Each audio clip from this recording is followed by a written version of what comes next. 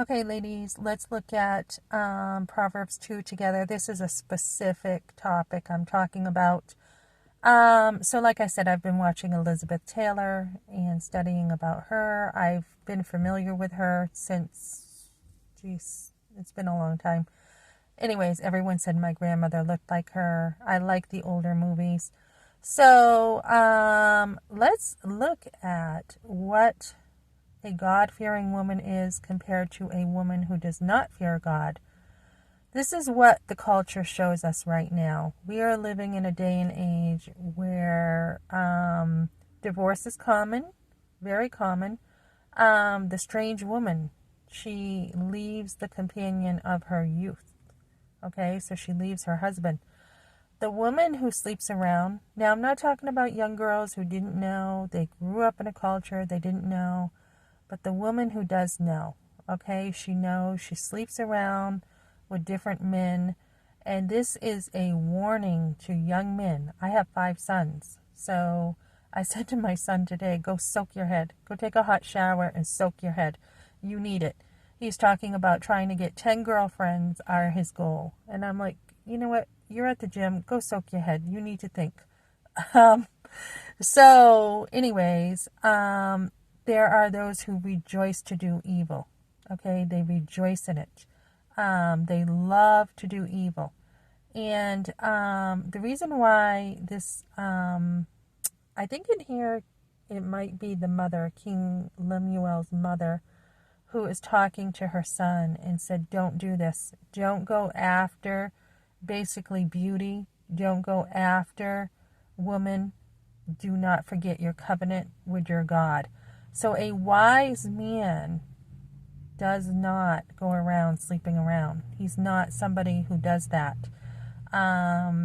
He cares enough about his body and he cares enough about himself to not do this. So we're living in a culture where all you have to do is go on social media. I don't see the stuff. I stay away from it. And you can find women who will use their beauty to get men to sleep with them. She will flatter with her words. What is flattery? I've heard some people think a compliment is flattery. That's not flattery, okay? Flattery is when you are purposely using your words to get what you want. It's using people with your words. So for her house goes down to the path of death. Okay, so fornication we know is wrong. Adultery is wrong. Men who are strong can be taken down by women who are immoral. None that go on to her return again. So a wise man will be very careful of who he associates with and who he allows in his life. You want to be a good man. You want to keep God's ways. And the upright will dwell in the land, but the wicked shall be cut off from the earth. God actually says there are good men and there are wicked men. Wicked men love to do evil, and they love, especially gossip. Gossip is very, very destructive, okay? So we don't want to be gossiping about people. We want to walk away. That's usually what I do when I hear a conversation that I don't like how it goes. I walk away. I do not take part in gossip. We want to build people up. We want to help them. We want to be filled with the fruit of the Spirit: love, joy, peace, kindness, goodness, and self-control. Proverbs 31, as a woman, she's one of my favorite women. When I first became a Christian, I wanted to be that Proverbs 31 woman. So basically her, she taught her children. That's what we are to do. We're to teach our children about God. I mean, I got a lot of persecution for bringing my sons to church, but I still, to this day, my 3 of my sons, well, 4, go to church. And, one of my sons, one who doesn't say, said, "Oh, you forced the Bible down our throat." No, I didn't. I actually did my job. So,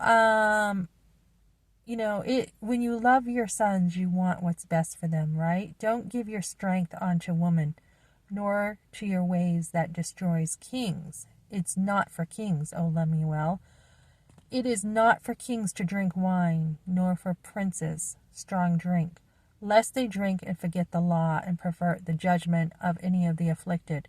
Give strong drink unto him that's ready to die, and wine unto those to be heavy of hearts.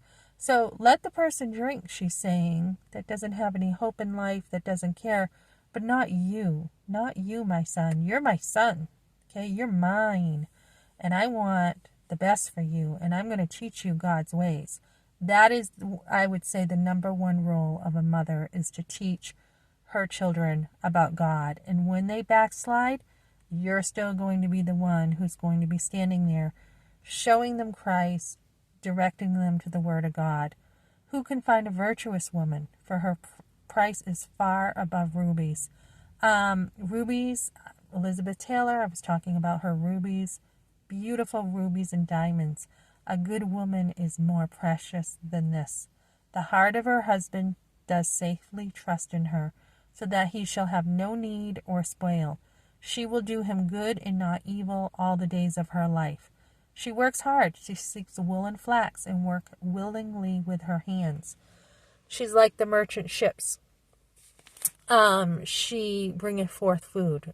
My mom was always somebody who worked hard. She rises while yet it's night and giveth meat to her household, so she's taking care of other people. She considers a field and buys it. She's an investor. With the fruit of her hand she plants a vineyard.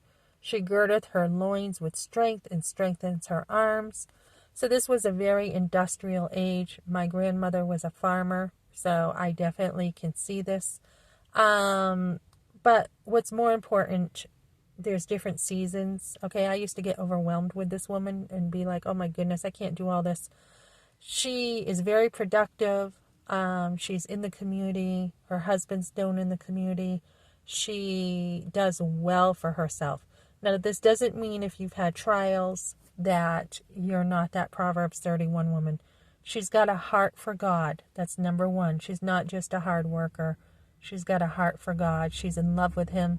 She does work. She is kind to others. And there's different seasons. Definitely when your children are young, your children need all your time. Okay, you can do something little on the side. I homeschooled, but your children need you. And the reason why I homeschooled was mostly to bring my family values of God into the homeschooling, because I came from a very secular society, so I wanted my children to know God. If anything, I'm like, I don't care if they don't know this or that, I want them to know God.